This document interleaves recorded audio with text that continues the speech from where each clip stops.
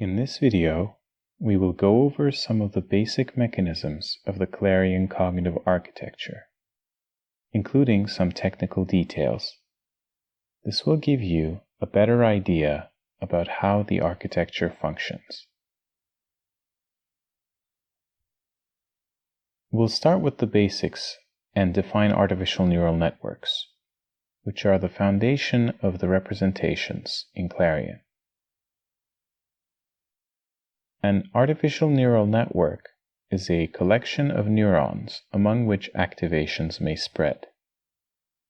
That is to say, each neuron is associated with some activation value, its output. This output is determined as a function of the stimulus coming into the neuron. Typically, the stimulus is modeled by a weighted sum of the outputs of linked neurons that is passed through some kind of nonlinear function.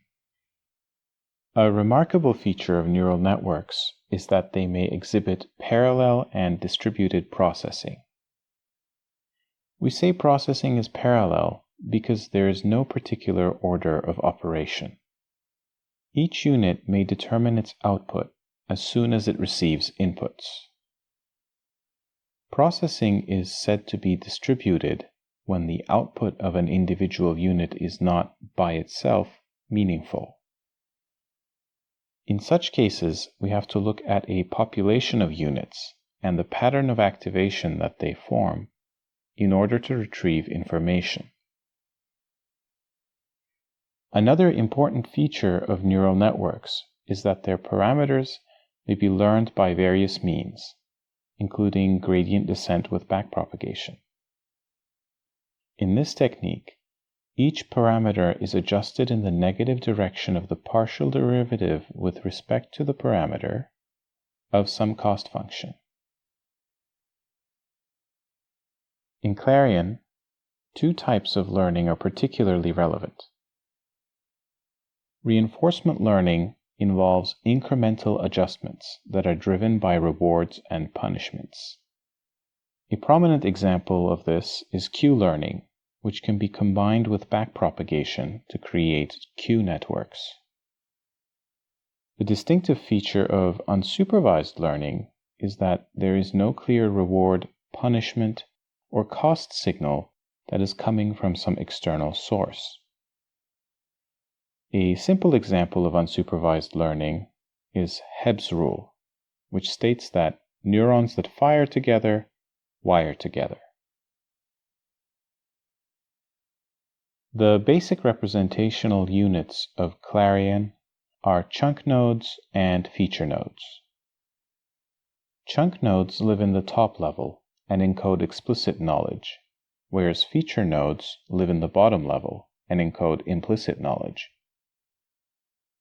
Chunk nodes are typically associated with a label or a name, and they are assumed to be localist representations. This means that each node is assumed to correspond to one specific concept. On the other hand, feature nodes are labeled with dimension value pairs, which may be defined as needed depending on the simulation scenario. Importantly, feature nodes are part of a distributed representation. Each concept is represented by some combination of feature nodes. In Clarion, chunk nodes and feature nodes are often linked. A chunk node, together with its links to feature nodes, is called a chunk. Chunks allow activations to flow in a bottom-up fashion from feature nodes to chunk nodes, and in a top-down fashion from chunk nodes to feature nodes. Activation flow is the main way that the two levels in Clarion interact. It should be noted that top-down and bottom-up activation flows may behave differently in different subsystems. A simple but important example of the synergy between the top level and the bottom level is the way that similarity-based reasoning is implemented in NACS. Typically, we define the similarity from some chunk A to some chunk B as the number of features shared by both chunks divided by the number of features belonging to B. It is possible to compute a similarity-based activation of chunk B due to chunk A by a cycle of top-down followed by bottom-up activations. In such a cycle, the chunk node for A first activates all features of A, including those common to both A and B, in a top-down fashion. Then, the common features of A and B, in turn, activate the chunk node for B in a bottom-up fashion. The resulting activation corresponds to the similarity from A to B. This kind of similarity-based activation may support complex reasoning patterns in conjunction with rule-based reasoning, including similarity matching, top-down inheritance, bottom-up inheritance, and others. In many cases, subsystem outputs are selected stochastically through a competitive process. For instance, in the ACS, the current action may be determined by selecting one among several competing action chunks or action rules. This selection process is carried out by constructing a probability distribution from some activation value associated with competing objects. Often, this is simply the activation strength of the object, but it could also be a utility or some other quantity. Typically, a Boltzmann distribution is constructed, which is one parameter. This parameter is called its temperature. It determines the level of noise in the selection process. Simply, the lower the temperature, the closer the selections are to the argmax function, which returns the object associated with the highest activation. Conversely, the higher the temperature, the closer the selections are to uniform sampling over the competing objects. It is important to note that a subsystem may have more than one output. For instance, in some cases, the ACS may select internal and goal actions in addition to external actions. In such cases, there would be 3 competitions set up, each for the respective set of competing objects.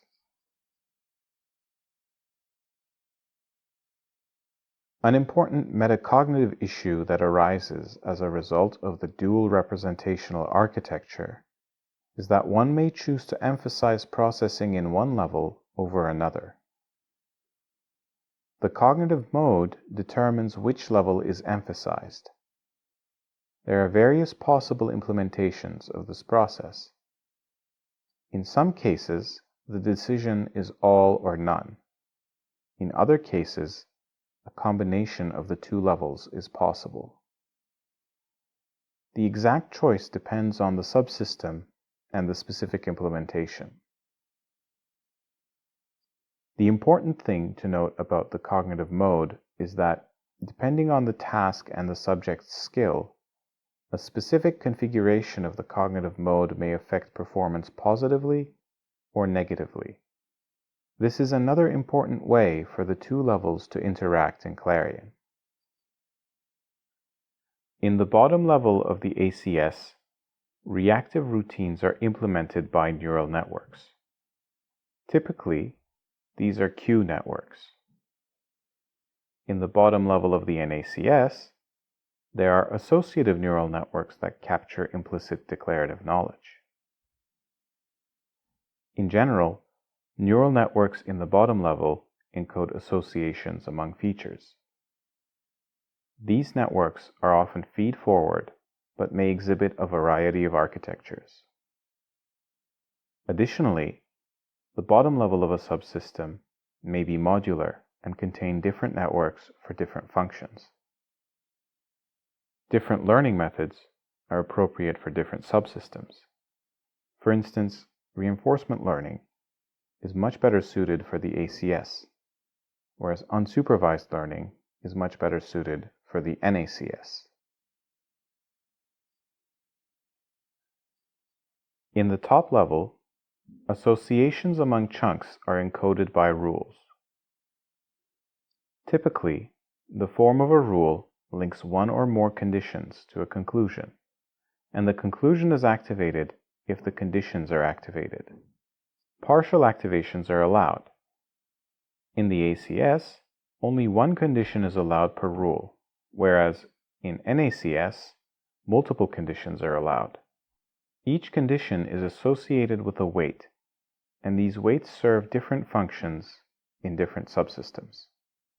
In NACS, they represent the importance of the condition for the rule, and may be used to model such things as causal reasoning. In ACS, these weights may be used to prioritize actions or rules at the top level. Note that rules in the top level may be implemented by neural networks. All we need to do is add one node for each rule, connect the conditions to the rule node, and the rule node to the conclusion. An important example of bottom-up learning in Clarion is rule extraction. This is a process that occurs in action-oriented subsystems, primarily the ACS. Essentially, if the outcome of the action chosen in the previous step is deemed positive, and there's no rule in the top level that maps the previous state to that action, a new rule is created. To support this, positive and negative match statistics are maintained. Positivity may be determined based on reinforcement signals, which may be computed by the MCS or simply given by the modeler. Rule extraction is bottom-up. If there's no rule in the top level that maps the previous state to the action of the previous step, then this action is most likely to have been chosen on the basis of bottom-level recommendations. Once a rule is extracted, it may be generalized or specialized according to the same statistics. Just as rules and chunks can be created, they can be forgotten, and their persistence depends on their base level activation. This is a quantity that estimates the probability that the object in question will be needed based on its past use. Essentially, if the BLA goes below a threshold, the object is removed or deleted. The equation is structured such that, on each use of the object, the BLA spikes and then gradually declines. So, if the object is left unused for a sufficiently long time, it will eventually be forgotten.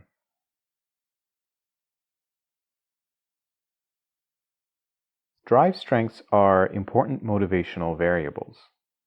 They are computed as a function of drive deficits, stimulus levels, and other inputs. In general, drives may be thought of as reflecting some specific need. Drive deficits, then, indicate the strength of agents' inclinations to fulfill corresponding needs, and drive stimulus levels indicate the relevance of the current situation to corresponding drives.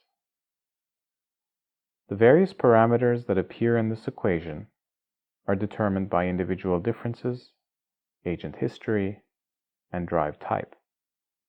Furthermore, drive strengths may be fine-tuned by reinforcement signals.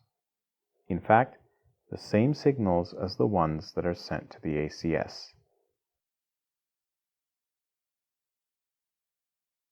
Goal selection in the MCS may be driven by goal strengths, which are themselves determined as a function of drive strengths and the relevance of a state and a given drive to the goal. This equation reflects a balance of interests, because each drive is taken into consideration. Another, perhaps less preferable approach is a winner-take-all approach, where one drive dominates the others. As with drive strengths, relevance mappings may be fine-tuned by reinforcement signals.